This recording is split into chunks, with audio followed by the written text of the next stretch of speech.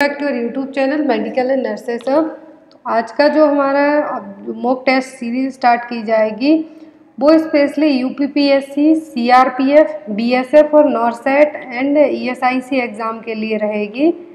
तो जो भी लोग अब अपकमिंग टाइम में एग्ज़ाम देने वाले हैं, यूपीपीएससी का पेपर तो अक्टूबर में ही है एंड देन सीआरपीएफ और बीएसएफ और नॉरसेट का एग्ज़ाम होगा, तो उन सभी के लिए सीरीज़ हेल्पफुल रहेंगी। साथ ही साथ मैंने आप लोगों से कहा था कि बहुत ही जल्दी एम्स के पेपर रिलीज़ कर दिए जाएंगे। कुछ प्रॉब्लम्स के कारण थोड़ा सा डिले हो गया है, but as soon as possible जितनी भी जल्दी कोशिश हो रही, क्योंकि जो ऑफिशियल पेपर हैं वो सभी अवेलेबल है, बट टाइपिंग में थोड़ा सा टाइम जा रहा है। क्योंकि इस बार कोशिश रहेगी कि जो ऑफिशियल पेपर के साथ साथ आपको जो वर्ड में टाइपिंग बेस्ड क्वेश्चन भी दिए जाएंगे, जिससे आप कम पेज में पूरे पेपर्स का प्रिंट आउट निकलवा सकते हैं। और जो चार्जेस रखे जाएंगे वो भी मिनिमल चार्ज रखे जाएंगे, जिससे आप सभी लोग उसको परचेस कर सकें। मे बी 1 या 2 दिन लग सकता है, क्योंकि ऑलमोस्ट सभी पेपर टाइप हो चुके हैं, बट उन क्वेश्चन को एक बार और क्लैरिफाई और रीचेक करना ज़रूरी है, इसलिए थोड़ा सा 1 या 2 दिन का टाइम और लगेगा। और आप लोग प्लीज़ ये चीज़ ज़रूर सजेस्ट कीजिए कमेंट बॉक्स में कि जो पेपर रहेंगे एम्स के प्रीवियस पेपर रहेंगे, उनमें आपके लिए बीएसएफ, सीआरपीएफ, यूपीपीएससी और अदर जो सेंट्रल गवर्नमेंट एग्ज़ाम होते हैं उनके पेपर भी आपको उसी में ऐड कर दिए जाएं कि आपको एम्स, ईएसआईसी ये सभी के सेपरेट पेपर चाहिए। प्लीज़ कमेंट बॉक्स में कमेंट आप लोग ज़रूर रखना, आप अपनी राय ज़रूर देना, क्योंकि आपके जो कमेंट्स है वो बहुत ही हेल्पफुल होते हैं मेरे लिए भी और अदर कैंडिडेट्स के लिए भी। तो उसके बेस पर आपके लिए जो पीडीएफ है एम्स ऑलरेडी रेडी हो चुकी हैं, आज या मे बी कल इवनिंग तक आप तक पहुंचा दी जाएंगी सभी तक। जो भी लोग इच्छुक होंगे लेने के, आपको एक बार पूरा फॉर्मेट भी शेयर किया जाएगा, किस फॉर्मेट पे रहेगा पूरा जो डेटा रहेगा। तो यहाँ पे चलिए इस सीरीज़ को स्टार्ट करने के पहले मैं आपको बता दूँ कि ये जो क्वेश्चन लिए गए हैं ये हैं बीएसएफ के प्रीवियस ईयर पेपर के क्वेश्चन हैं। बीएसएफ जो बॉर्डर सिक्योरिटी फोर्स की पोस्ट निकली थी उन्हीं के क्वेश्चन हैं जो लिए गए हैं, प्रीवियस पेपर के क्वेश्चन हैं। तो यहाँ पर मॉक टेस्ट फर्स्ट का जो पहला क्वेश्चन है वो है विच gland earliest appear in the embryo is. Embryo period में कौन सी ग्लैंड है जो सबसे पहले बन जाती है? ऑप्शन में पिट्यूटरी, थायराइड, एड्रिनल या फिर ओवरी। तो सबसे पहले बनने वाली जो ग्रंथि है स्पेशली एम्ब्रियो पीरियड में, तो वो ग्लैंड कौन सी है? तो ग्लैंड है थायराइड ग्लैंड। थायराइड ग्लैंड सबसे पहले बनती है as compared to other gland के, क्योंकि थायराइड ग्लैंड है जो थर्ड और फोर्थ वीक होता है प्रेगनेंसी का, उसमें थायरॉक्सिन हार्मोन रिलीज करने लगती है बेबी के डेवलपमेंट के लिए। तो यहाँ पर आपका आंसर क्या होगा? B, thyroid. और थायराइड ग्लैंड है जो थायराइड ग्रंथि है एम्ब्रियो में सबसे पहले बनने वाली ग्लैंड है। पिट्यूटरी ग्लैंड को मास्टर ग्लैंड कहा जाता है, एड्रिनल रीनल ग्लैंड को ही कहा जाता है। अभी रिसेंट में जो एग्जाम हुआ था उसमें पूछा गया था कि रीनल के जो किडनी के ऊपर जो ग्लैंड पाई जाती है उसको क्या कहा जाता है? रीनल ग्लैंड और एड्रिनल ग्लैंड। नेक्स्ट है यहाँ पर what is the main cause of acute watery diarrhoea attack. तो एक्यूट वाटरी डायरिया अटैक का जो मेन कारण है वो क्या है? ऑप्शन में Vibrio cholerae, Salmonella typhi, Corynebacterium या फिर ई कोलाई। तो जो वाटरी डायरिया का जो मेन रीजन होता है वो क्या होता है? होता है Vibrio cholerae. Salmonella typhi typhoid fever के लिए रिस्पॉन्सिबल है। कॉर्नी बैक्टीरियम जो डिप्थीरिया है उसके लिए रिस्पॉन्सिबल होता है। तो यहाँ पर डायरिया अटैक के लिए स्पेशली एक्यूट वाटरी डायरिया के लिए जो रिस्पॉन्सिबल है वो विब्रियो कोलेरा। और यदि ओनली डायरिया पूछा जाता है तो डायरिया रोटा वायरस से भी होता है, विब्रियो कोलेरा से भी होगा। तो यहाँ पर आपका आंसर क्या होगा? A, vibrio cholera. Next is hip joint and shoulder joints. तो मैं आपको एक चीज़ बता दूं, मेरे पास लास्ट 2-3 डेज से कमेंट्स आ रहे थे कि आप क्लासेस नहीं ले रही हैं और आप कम टाइम में ज़्यादा क्वेश्चन सॉल्व करवा देती हैं, जो कि स्टूडेंट्स के लिए कभी कभी हेल्पफुल नहीं होता है। तो मेरी हमेशा से कोशिश रहती है कि आपके कम टाइम में और ज़्यादा से ज़्यादा कंटेंट है जो आप तक पहुंचाया ही जाता है और उन कंटेंट को कम ही टाइम में आपको तुरंत एक्सप्लेन भी कर दिया जाता है, मेरी कोशिश ये रहती है कि आपको एटलीस्ट 30 मिनट की आपकी जो क्लास ली जाती है, 30 मिनट और 40 मिनट की क्लास, मैक्सिमम में इतनी ही क्लास ले पाती हूँ। 30 और 40 मिनट की क्लास में आपके लिए एटलीस्ट 30 या फिर 40 क्वेश्चन ही कवर हो जाए, क्योंकि आपका जो एग्ज़ाम होता है उसमें आपको ऐसा नहीं है कि एक क्वेश्चन के लिए 4 से 5 मिनट या 6 मिनट का टाइम दिया जाता है। कभी कभी आपको 100 नंबर का जो पेपर आता है उसमें 120 मिनट का टाइम दिया जाता है। आप डिवाइड कर सकते हैं कि आपको कितना टाइम मिलता है। यहाँ पर क्वेश्चन यदि आपके एक क्वेश्चन से 5 से 6 क्वेश्चन सॉल्व होते हैं तो वो तो आपके सॉल्व हो ही रहे हैं, साथ में जो काउंटिंग बेस्ड यदि बहुत सारे लोग काउंटिंग जरूर करते हैं कितने क्वेश्चन मैडम ने अपने इस वीडियो में रखे हैं। मेरी कोशिश रहती है कि यदि 30 मिनट की क्लास है तो आपके 30 जो यहाँ पर स्क्रीन पे आपको शो होते हैं वो क्वेश्चन रहते हैं, और साथ ही साथ आपके 30 to 40 है जो इसके रीजनल से क्वेश्चन निकल आते हैं। तो 30 मिनट में एटलीस्ट आपको 60 से 70 MCQ मिलते हैं। तो अकॉर्डिंग टू मी आप लोग अपने कमेंट ज़रूर रखें कमेंट बॉक्स में, वही चीज़ रिपीट करके मैं आपको बार बार आपका टाइम खींचूँ, अपना भी टाइम वेस्ट करूँ, तो ये चीज़ आप लोग ज़रूर बताना। तो नेक्स्ट क्वेश्चन है यहाँ पर, hip joint and shoulder joint sir, hip joint और शोल्डर जॉइंट किस टाइप के जॉइंट हैं? ऑप्शन में है saddle joint, ball and socket joint, plane joint या हिंज जॉइंट। तो जो हिप जॉइंट है किस टाइप के जॉइंट है? Ball and socket joint. यहाँ पे आप देख सकते हैं बहुत ही इजी और क्लियर इमेज दी हुई है, कलर कोड दिया हुआ है कि जो जॉइंट है यदि शोल्डर जॉइंट ये क्या है? शोल्डर एंड हिप जॉइंट, ये दोनों क्या है? बॉल एंड सॉकेट जॉइंट है। क्योंकि यहाँ पर आपने बॉल और सॉकेट के हिसाब से, यदि हिंदी में आप भी देख सकते हैं कि आप कोई कटोरी लेते हैं वहाँ पर कुछ भी फंसा के देखते हैं तो इस तरीके से वहाँ पर फिक्स हो जाएगा या फिर गेंद के जैसे। तो ये दोनों क्या है? शोल्डर जॉइंट्स के बॉल एंड सॉकेट जॉइंट के एग्जाम्पल क्या है? Shoulder and hip joint. Next आता है हिंज जॉइंट। तो इनमें हिंज जॉइंट है elbow joint, knee joint and ankle joint, ये तीनों क्या है? Hinge joint. यहाँ पे आप देख सकते हैं ये जॉइंट्स क्या हैं? एक दूसरी बोन्स के ऊपर मूवेबल टाइप से होते हैं, तो ये क्या हो गए? Hinge joint. पाइवट जॉइंट्स कौन कौन से हैं यहाँ पर? तो पाइवट जॉइंट है Atlas and axis and radio ulnar joint.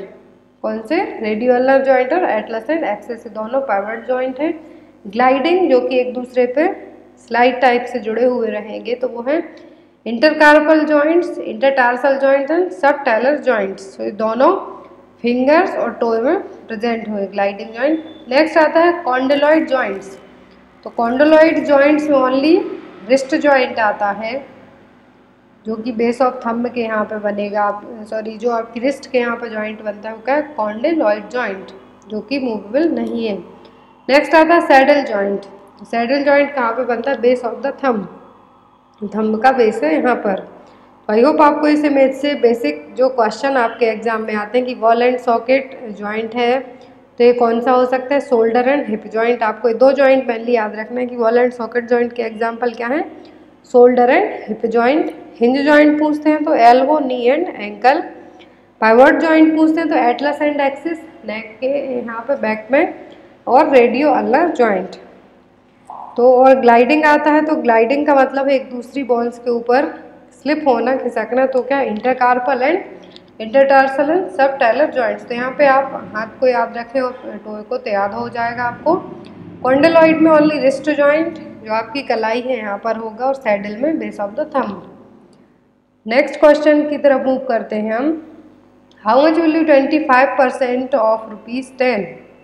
10 रुपये का 25% कितना होगा?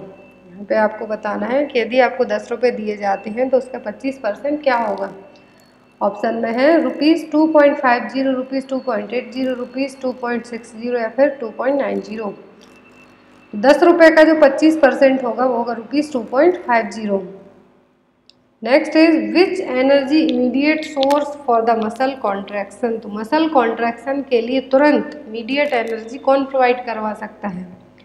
ऑप्शन में है actomyosin, adenosine triphosphate that means ATP, phosphocreatine या फिर ट्रोपोनिन। तो कौन है जो मसल्स के लिए इमीडिएटली है जो तुरंत एनर्जी प्रोवाइड करवा सकता है? तो वो है ATP,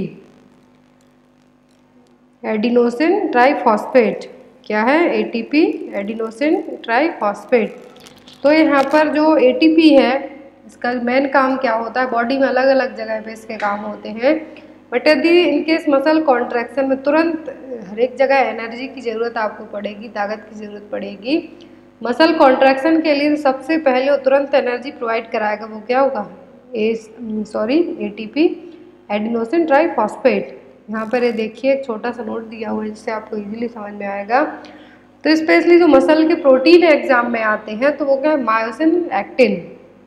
इन मसल कॉन्ट्रैक्शन में दोनों क्या है, दो प्रोटीन है जो कि मसल कॉन्ट्रैक्शन में हेल्पफुल होते हैं, मायोसिन एंड एक्टिन। मायोसिन क्या है, ATPase is considered to be the most important enzyme taking part in muscle contraction. तो मायोसिन का जो एटीपी है, एटीपी जिसको यहाँ पे कहा गया है, इसको मसल कॉन्ट्रैक्शन के लिए सबसे ज़्यादा एंजाइम की ज़रूरत पड़ेगी, एनर्जी की ज़रूरत पड़ेगी, तो क्या हो जाएगा, एटीपी।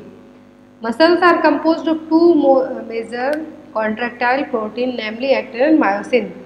तो यहाँ पर मसल्स में दो टाइप के प्रोटीन होते हैं, एक्टिन एंड मायोसिन। तो ईच एक्टिन में thin filamentous to filamentous actins होते हैं, और जो फिलामेंटस एक्टिन है तो क्या होते हैं, बाउंड रहते हैं, हेलिकली शेप में बाउंड रहेंगे। और जो मायोसिन है इसमें एक ही थिक फिलामेंट रहेगा जो कि पॉलीमरेज्ड प्रोटीन है। तो यहाँ पे आपको सिंपल चीज़ें याद रखनी है कि मसल कॉन्ट्रैक्शन के लिए कौन से प्रोटीन है, तो वो है एक्टिन एंड मायोसिन। और तुरंत इमीडिएट एनर्जी कौन देगा, तो वो होगा ATP. Next is which position is favourable for intravenous pyelography. तो यदि किसी की इंट्रावीनस पाइलोग्राफी की जानी है तो कौन सी पोजीशन देंगे। ऑप्शन में सुपाइन, ट्रेंडलाइनबर्ग, लिथोटॉमी या फिर लेफ्ट लेटरल। तो यदि इंट्रावीनस पाइलोग्राफी होना है तो दी जाएगी सुपाइन पोजीशन। और जो पाइलोग्राफी है वो क्या है, इसमें एक तरीके का एक्सरे किया जाता है। आपकी जो आईवी है, वेन से यहाँ से एक डाई इंजेक्ट की जाएगी आपको, देन एक्सरे में चेक किया जाएगा कि जो किडनी है, यूरेटर्स है, ब्लैडर है और वहाँ की जो आर्टरीज हैं, सभी चीज़ों में क्या हो रहा है, सही चीज़ें फाइंड आउट हो रही हैं नहीं। तो एक प्रोसीजर है, प्रोसीजर का नाम क्या है, इंट्रावीनस पाइलोग्राफी। इंट्रावीनस का मतलब होता है यहाँ पे कि आईवी रूट के थ्रू एक डाई इंजेक्ट की जाएगी। जो डाई इंजेक्ट की गई है उसके बाद आपकी किडनी, यूरेटर, ब्लैडर का क्या किया जाएगा, एक्सरे किया जाएगा। उस एक्सरे में पता किया जाएगा कि कोई आपको डिफेक्ट या कोई प्रॉब्लम है जो वो क्या है। तो यहाँ पे पाइलोग्राफी और यूरोग्राम दो टर्म यूज किए गए हैं। तो यूरोग्राम का मतलब होता है कि visualisation of the kidney parenchyma, calyx and pelvis after intravenous injection of contract. And जो पाइलोग्राम है इसका मतलब होता है कि retrograde study involving the collecting system. तो यूरोग्राम में ओनली किडनी की स्टडी की जाएगी, और जो पाइलोग्राम है इसमें पूरा जो रीनल सिस्टम है उसकी स्टडी की जाएगी। तो यहाँ पर पाइलोग्राम और जो पाइलोग्राफी है क्यों की जाती है, तो कोई किडनी डिफेक्ट नहीं है, कैलकुलस का फॉर्मेशन तो नहीं, स्टोन फॉर्मेशन नहीं हुआ है, इनको पता करने के लिए इंट्रावीनस पाइलोग्राफी की जाती है। और आपसे डिफरेंस पूछा जाता है यूरोग्राम एंड पाइलोग्राम में। तो पाइलो का मतलब होता है कि ऑल ओवर एक्सक्रीटरी सिस्टम और जो रीनल सिस्टम उसकी स्टडी की जाती है यहाँ पे। और जो यूरोग्राम है यहाँ पर ओनली किडनी की है जो स्टडी की जाएगी। Next is Kalachakra ceremony is related to which of the following religions. तो काल चक्र सेरेमनी है जो किस धर्म से रिलेट करती है। ऑप्शन में हिंदुइज्म, बुद्धिज्म, जैनिज्म या फिर इस्लाम। तो काल चक्र सेरेमनी जो परफॉर्म की जाती है, अलग अलग रिलीजन में अलग अलग तरीके की ही चीज़ें मनाई जाती हैं। तो वैसे ही काल चक्र सेरेमनी है जो कि तिब्बत साइड ज़्यादा मनाई जाती है। तो ये किस धर्म से रिलेट करती है, बुद्धिज्म से। यहाँ पर ये देखिए एक लोगो दिया हुआ है, काल चक्र सेरेमनी का जो काल चक्र लोगो है यहाँ पे दिया गया है। सुख शांति के लिए है जो सेरेमनी मनाई जाती है, काल चक्र सेरेमनी, जो कि बुद्धिज्म में मनाई जाती है। और जनरली जो तिब्बत एरिया, तिब्बत साइड का एरिया होता है वहाँ पे इसको सेलिब्रेट किया जाता है। Next is the procedure the nurse would use to suction on a newborn baby would be. तो कैसा प्रोसीजर जिसमें न्यूबॉर्न बेबी को नर्स के लिए सक्शनिंग करवानी है, तो कहाँ से सक्शनिंग होगी। ऑप्शन में first suction the nose, first suction the mouth, simultaneously nose and mouth, या फिर नन ऑफ दीज। ऐसा प्रोसीजर जिसमें नर्स को बेबी के लिए, न्यूबॉर्न बेबी की सक्सनिंग करवानी है, सबसे पहले आप कहाँ से सक्सनिंग करवाएंगे, नोज से, माउथ से, या फिर नोज एंड माउथ से। तो यहाँ पर यदि आपको जो थर्ड ऑप्शन है, यहाँ पे कहा जाता है कि सिमल्टेनियसली माउथ एंड नोज, पहले माउथ फिर नोज, तो ये सही होता। बट यहाँ पे आपको कहा गया है कि नोज एंड माउथ। यहाँ पर आपका जो करेक्ट आंसर होगा वो होगा B, first suctioning the mouth. और ये फर्स्ट सक्सनिंग सबसे पहले न्यूबॉर्न बेबी में सक्सनिंग माउथ से क्यों की जाएगी कि जो एमनियोटिक फ्लूइड है बेबी के मुंह में है, जो यदि थोड़ा बहुत कुछ भी, तो वो क्या हो जाए, बेबी एस्पिरेट ना कर ले, इसीलिए सबसे पहले सक्सनिंग कहाँ की जाएगी, माउथ में। देन आफ्टर नोज से सक्सनिंग की जाएगी। बेबी को एमनियोटिक फ्लूइड एस्पिरेट करने से बचाना है हमें, पहले हम सक्सनिंग माउथ में करेंगे, देन आफ्टर नोज में। और जो ऑप्शन थर्ड है इसमें कंफ्यूज बिल्कुल भी ना हो, क्योंकि इसमें लिखा है कि सिमल्टेनियसली नोज एंड माउथ। यदि माउथ एंड नोज होता तब हम इसको भी मार्क कर सकते थे, बट यहाँ पे आपकी जो फर्स्ट सक्सनिंग है कहाँ से होनी है, माउथ से, then after the nose. Next is in a patient with tuberculosis the physician will prescribe. यदि कोई पेशेंट को टीबी है, ट्यूबरक्लोसिस है, तो डॉक्टर कौन सी मेडिसिन प्रिस्क्राइब करेगा।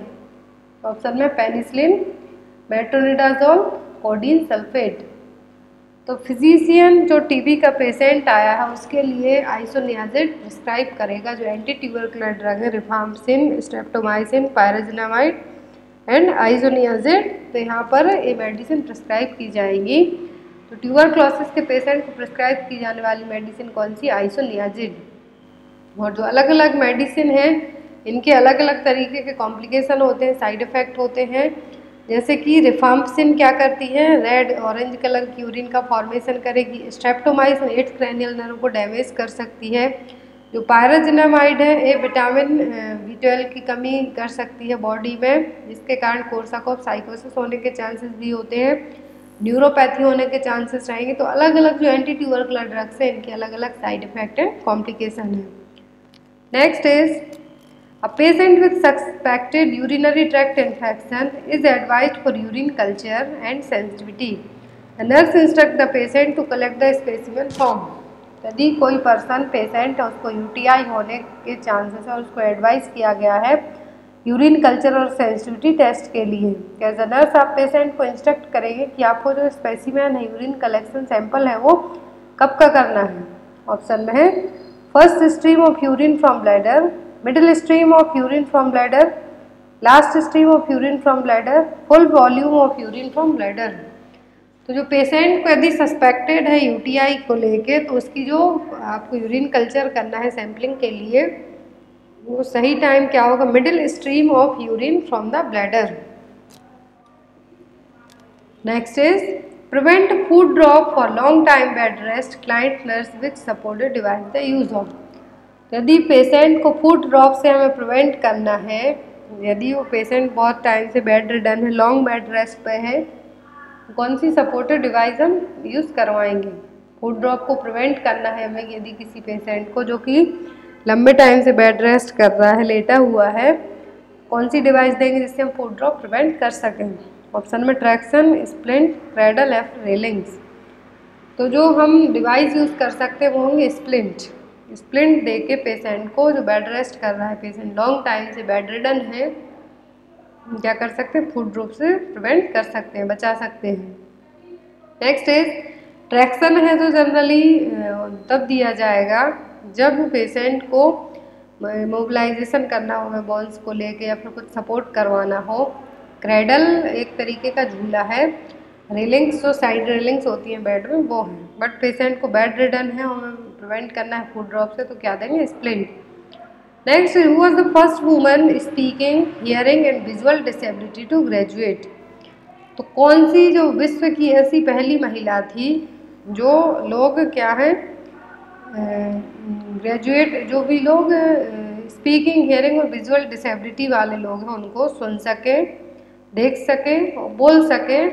ऐसी कौन सी महिला थी जो लोग डिसेबल पर्सन है, पीपल हैं, उनको देख सुन सके, बोल सके, उनकी बातों को समझ सके। ऑप्शन में हेलन केलर, पेटे टाउनसेंड, थॉमस एडिसन या फिर जॉनी रे। तो वुमेन थी हेलन केलर। ये हेलन केलर जिन्होंने पहली बार जो भी लोग क्या हैं, डिसेबल हैं, उनकी भाषा को इन्होंने बोला, समझा और सुना, तो इन्होंने इसी से ग्रेजुएट हुई हैं। Next is which is the largest mosque in India, तो भारत की सबसे बड़ी मस्जिद कौन सी है? ऑप्शन में जामा मस्जिद, मक्का मस्जिद, बाबरी मस्जिद या फिर मोटी मस्जिद। तो जो इंडिया की सबसे बड़ी मस्जिद पूछी है तो वो है जामा मस्जिद। कौन सी है? जामा मस्जिद, जो कि दिल्ली में, यहाँ पे आप देख सकते हैं। कई बार एग्जाम में क्या होता है कि यहाँ पे आपको इमेज दे दी जाएगी, पूछा जाएगा कि ये है क्या, तो ये है जामा मस्जिद, जो कि लार्जेस्ट मॉस्क्यू है इंडिया की।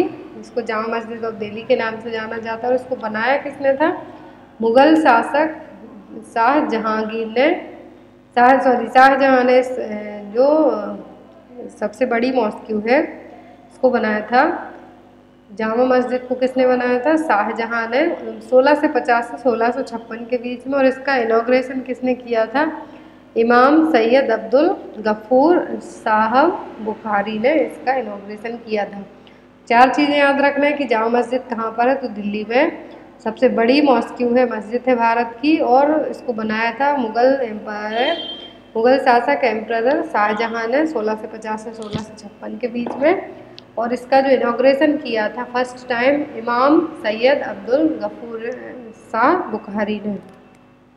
Next is a child admitted for surgical correction due to congenital megacolon type of enema should be use. तो यदि किसी बच्चे को एडमिट किया गया है, कंजेनाइटल मेगाकोलोन की कंडीशन है, तो उसकी सर्जरी करके उसके ठीक किया जाना है, तो कौन सा एनीमा देंगे? ऑप्शन में oil enema, soap water enema, phosphate enema या फिर आइसोटोनिक सलाइन एनीमा। जो एनीमा दिया जाएगा बच्चे को, कंजेनाइटल मेगाकोलोन में सर्जरी की जानी है, तो सर्जरी के पहले एनीमा दिया जाएगा रेक्टम को खाली करने के लिए। तो यहाँ पे जो एनीमा है, कौन से टाइप का एनीमा दिया जाएगा, तो वो आइसोटोनिक सलाइन एनीमा। ऐसा इसलिए किया जाएगा क्योंकि बच्चे को इलेक्ट्रोलाइट इम्बैलेंस नहीं हो पाएगा, तो इसीलिए जो नॉर्मली उसको क्या करना है, उसको कोई और प्रॉब्लम नहीं है, उसकी सर्जरी की जानी है, उसके पहले उसके कोलोन को क्या किया जाना है? खाली किया जाना है, एम्प्टी किया जाना है। तो यहाँ पे कौन सा एनीमा देंगे? Isotonic saline enema. इससे कोई भी इलेक्ट्रोलाइट इम्बैलेंस नहीं होगा। Next is prostate middle lobe is situated between. तो प्रोस्टेट का जो मिडिल लोब है कहाँ पर होता है? ऑप्शन में rectum and seminal vesicle, prostatic urethra and ejaculatory duct, pubis and ejaculatory duct, rectum and prostatic urethra. तो प्रोस्टेट का जो मिडिल लोब होता है prostatic urethra and ejaculatory duct के बीच में। यहाँ पे देखिए, लेटरल लोब पूछते तब होता है, लेटरल लोब कहाँ पर? प्रोस्टेटिक कैप्सूल के ऊपर। और यदि मीडियल लोब पूछा है तो कहाँ पे होता है? यूरेथ्रा एंड एजाकुलेटरी डक्ट के बीच में, prostatic urethra and ejaculatory duct के बीच में। Next is which type of incision in done in the classical caesarean section. तो हमने सिजेरियन सेक्शन के 2 टाइप पढ़े हैं अभी तक। एक तो होता है इलेक्टिव और दूसरा होता है इमरजेंसी। तो जो क्लासिकल यहाँ पे आपने पढ़ा है क्लासिकल सिजेरियन सेक्शन, तो इस क्लासिकल सिजेरियन सेक्शन में इंसिजन कहाँ पे किए जाते हैं? कट लगाया जाता है, वो कहाँ पे लगाया जाता है? ऑप्शन में vertical in lower uterine segment, transverse in lower uterine segment, longitudinal in upper uterine segment या फिर transverse in upper uterine segment. तो क्लासिकल सिजेरियन सेक्शन में क्या किया जाता है? और क्लासिकल सिजेरियन सेक्शन बहुत ही इमरजेंसी सिचुएशन में परफॉर्म किया जाता है, जब पेशेंट को बहुत ज़्यादा प्रॉब्लम हो रही हो और बेबी की जो हार्ट बीट है वो भी कम होती जा रही हो, तो उस केस में क्लासिकल सिजेरियन सेक्शन परफॉर्म किया जाता है। और जो नॉर्मली होता है वो होता है LSCS, lower segment caesarean section. तो यहाँ पर क्लासिकल है, इसमें क्या होता है? लॉन्गिट्यूडनल इन अपर यूट्राइन सेगमेंट। यहाँ पे आप देख सकते हैं, लो क्लासिकल इंसिजन में जो इंसिजन लगाया जाता है कहाँ पर होता है? इंसिजन लगाया जाता है लॉन्गिट्यूडनल इन अपर यूट्राइन सेगमेंट। जो LSCS होता है तो इसमें होता है लो ट्रांसफर इंसिजन, जो कि most common type of C section है। तो यहाँ पे आपको क्या याद रखना है कि यदि क्लासिकल इंसिजन पूछते हैं तो longitudinal and upper uterine segment, normal पूछते हैं तो common type of C section होता है, इसमें लो ट्रांसफर इंसिजन लगाया जाता है। Next is morning sickness disappears by the end of. तो जो मॉर्निंग सिकनेस है HCG हार्मोन के कारण होती है, ह्यूमन कोरियन गोनाडोट्रोपिन हार्मोन के कारण, और जनरली डिसअपियर कब हो जाती है? तो जो मॉर्निंग सिकनेस है जनरली 3 मंथ की प्रेगनेंसी में डिसअपियर हो जाती है। ऐसा क्यों? क्योंकि धीरे धीरे HCG का जो लेवल है वो भी कम होने लगता है, इसीलिए 3 महीने की प्रेगनेंसी में धीरे धीरे मॉर्निंग सिकनेस क्या हो जाती है, एंड हो जाता है। End of the 3rd month में क्या हो जाएगा, मॉर्निंग सिकनेस जो वॉमिटिंग फील हो रही है आपको वो ठीक हो जाएगी। Next, which drug cause the side effect referred to as grey baby syndrome in neonate. तो ग्रे बेबी सिंड्रोम बेबी में किस मेडिसिन के कारण होगा, किस मेडिसिन के साइड इफेक्ट के कारण होगा? ऑप्शन में क्लोराम्फेनिकोल, अमीनकासिन, MgSO4 या फिर ऑक्सीटोसिन। MgSO4 का मतलब है मैग्नीशियम सल्फेट। तो ग्रे बेबी सिंड्रोम न्यूनेट में किस मेडिसिन के कारण होता है? तो ये होता है क्लोराम्फेनिकोल के कारण, क्योंकि जो बच्चों में यदि निमोनिया की कंडीशन हुई, कुछ मेनिंजाइटिस है बैक्टीरियल इन्फेक्शन के लिए, तो ये क्या है, क्लोराम्फेनिसिल क्या है, एक एंटीबायोटिक है जो कि जनरली बच्चों में यदि निमोनिया हुआ, मेनिंजाइटिस हुआ, उसको ट्रीट करने के लिए यूज़ की जाएगी। बट इसका जो साइड इफेक्ट होगा वो होगा ग्रे बेबी सिंड्रोम। यहाँ पे देखिए टॉक्सिटी के कारण बेबी में क्या हो जाएगा, grey baby syndrome. It is the result of the inability of the liver to glucuronate the drug effective in the first couple of weeks of life if correct dose are not given. That means grey baby syndrome उन्हीं हर एक बच्चे में नहीं होगा, इसको chloramphenicol दिया जा रहा है, उन बच्चों में होगा जिनका लिवर क्या कर रहा है, ग्लूकोकोऑर्डिनेट जो है उसकी इफेक्टिविटी को अपने सही तरीके से क्या नहीं कर पा रहा, मेटाबोलाइज नहीं कर पा रहा हो। जब पेशेंट को करेक्ट डोज ना दिया जाए उसी के कारण क्या होगा, ग्रे बेबी सिंड्रोम की कंडीशन होगी। बच्चे का जो कलर है पेल और ब्लू स्किन हो जाएगी, लिथार्जिक आइज रहेंगी, बच्चा बहुत ज़्यादा थका हुआ रहेगा। तो क्या होगा, साइड इफेक्ट होगा किसके, क्लोराम्फेनिकोल के। इसको क्या कहा जाता है, grey baby syndrome. Next is size of प्यूपिल varies between. तो प्यूपिल की जो साइज है वो कितनी होती है? ऑप्शन में 3 to 5 mm, 2 to 6 mm, 1.5 to 8 mm या फिर 1.10 mm, सॉरी 1 to 10 mm। तो प्यूपिल की जो साइज होती है वो होती है 1.5 से 8 mm, 1.5 to 8 mm। यहाँ पे देखिए अलग अलग डिपेंड करता है इस पर, तो एल्यूमिनेशन पर डिपेंड करेगा जो साइज है। यदि मायोटेक है, क्या है, मायोटेक है, दैट मीन्स प्यूपिल की जो साइज है लेस देन 2 mm होगी। मायोटिक का मतलब है कि नैरो और शॉर्ट आइज है। तब माइड्रियाटिक है तो मोर देन 7 mm होगी। तो यहाँ पे दोनों को मिला के जो कहा गया है कि कितना होगी normal, 1.5 to 8 mm। Next is in human body which artery longest found. तो ह्यूमन बॉडी की सबसे लंबी आर्टरी कौन सी है? ऑप्शन में अओर्टा, वेना केवा, कैपिलरीज या फिर वेसिकल। तो यहाँ पर जो सबसे बड़ी आर्टरी है वो क्या है, अओर्टा, जो कि 45 सेंटीमीटर। लोएस्ट पूछते हैं तो आर्ट्रियोल, क्या है, स्मॉलेस्ट आर्ट्रियोल, और लॉन्गेस्ट है आर्टरी वो क्या है, अओर्टा, जो कि 45 सेंटीमीटर की होती है। Next is which cell organelles called the powerhouse. किस सेल्स के जो पार्ट है उनको पावर हाउस कहा जाता है? ऑप्शन में माइटोकॉन्ड्रिया, लाइसोसोम, राइबोसोम या फिर न्यूक्लियस। तो सेल के जो पार्ट हैं जिनमें से माइटोकॉन्ड्रिया को क्या कहा जाता है, पावर हाउस ऑफ सेल्स कहा जाता है, क्योंकि यहीं पे बहुत सारी एनर्जी स्टोर करके रखी जाती है। नेक्स्ट ओमेंटम और the fold of the peritoneum suspending. जो ओमेंटम पाए जाते हैं पेरिटोनियम में, जो फोल्ड होते हैं, ये कहाँ से होते हैं? ऑप्शन में स्टमक, स्मॉल इंटेस्टाइन, एब्डोमिनल विसरा या फिर लार्ज इंटेस्टाइन। तो जो ओमेंटम पाए जाते हैं कहाँ पर, जो पेरिटोनियम में एक फोल्ड होते हैं, क्या है, स्टमक से प्रेजेंट होते हैं। देखिए यहाँ पर जो लेजर ओमेंटम का मतलब बहुत ही कम स्टमक के पास दिख रहा है, और हायर का मतलब होता है बहुत ज़्यादा जो फोल्ड देखने को मिलेंगे। और ये क्या करते हैं, जो ओमेंटम है ये वन पार्ट से अनदर विसरल ऑर्गन में अटैच करेंगे बॉडी को, जैसे कि स्टमक को अदर ऑर्गन से अटैच कौन करेगा, omentum. Next is the secretion of human chorionic gonadotropin by the placenta is maximum during. तो जो HCG हार्मोन है ये प्लेसेंटा सीक्रेट करता है, तो मैक्सिमल है जो सबसे ज़्यादा किस टाइम पे रहेगा? ऑप्शन में late gestation, mid gestation, implantation या फिर अर्ली जेस्टेशन। HCG हार्मोन सबसे ज़्यादा होगा अर्ली जेस्टेशनल पीरियड में, इसीलिए अर्ली जेस्टेशनल पीरियड में सबसे ज़्यादा हाइपरेमेसिस ग्रेविडेरम होता है, वॉमिटिंग होती है पेशेंट को, तो यदि सबसे ज़्यादा जो HCG हार्मोन है सबसे ज़्यादा सीक्रेशन मैक्सिमम पूछा जाता है तो क्या है, अर्ली जेस्टेशन में after 3rd month of pregnancy धीरे धीरे कम होने लगता है।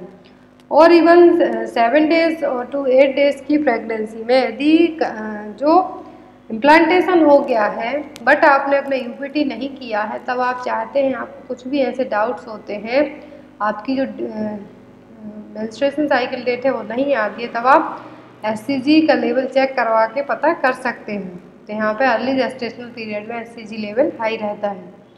Next, at birth infants are covered with grey white matter is called.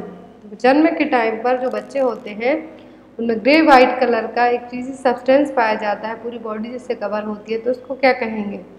Option में लेन्यूगो, वर्निक्स सिडोसा, वाइट ग्रेविडेरम या फिर ऑयल सीबम। तो एट बर्थ जो इन्फेंट्स कवर रहते हैं ग्रे वाइट मैटर से, तो क्या कहलाता है? वर्निक्स सिडोसा। लेन्यूगो जो फाइन बॉडी जो सॉफ्ट हेयर होते हैं बेबीज में, इन्फेंट्स में पाए जाते हैं, फीटस में, तो क्या कहलाते हैं? Lanugo. Next gift of Nile called which country. तो जो हमने नील नदी पढ़ी है यहाँ पर वही है कि नील नदी को कहाँ की देन कहा जाता है? ऑप्शन में है चाइना, इंडिया, इराक या फिर इजिप्ट। तो जो नील नदी है साउथ अफ्रीकन नॉर्थ अफ्रीकन देशों से निकलती है, जो देश है जहाँ से निकलती है, किसकी देन है? तो इजिप्टी की। तो यहाँ से जो नेक्स्ट क्वेश्चन रहेंगे वो हम नेक्स्ट वीडियो में पढ़ेंगे। आई होप आपको वीडियो अच्छा लगा हो तो लाइक ज़रूर करना। एक क्वेश्चन आप लोगों के लिए, इसका आंसर कमेंट बॉक्स में देना। Which mosquito is spread by disease kalazar. तो कालाजार डिसीज है जो किस मॉस्क्यूटो के कारण होगा? ऑप्शन में sand fly, butterfly, house fly या फिर बेड बग। तो आई होप आपको ये क्वेश्चन है अच्छे लगे हो तो लाइक करके अपने फ्रेंड्स के साथ ज़रूर शेयर करें। और आप लोग अपने कमेंट्स ज़रूर बताएं देखें कि आपके लिए ओनली एम्स की PDF चाहिए कि उसी में आपको BSF, CRPF और ESIC भी अटैच कर दी जाए। Thank you for watching us. Bye bye.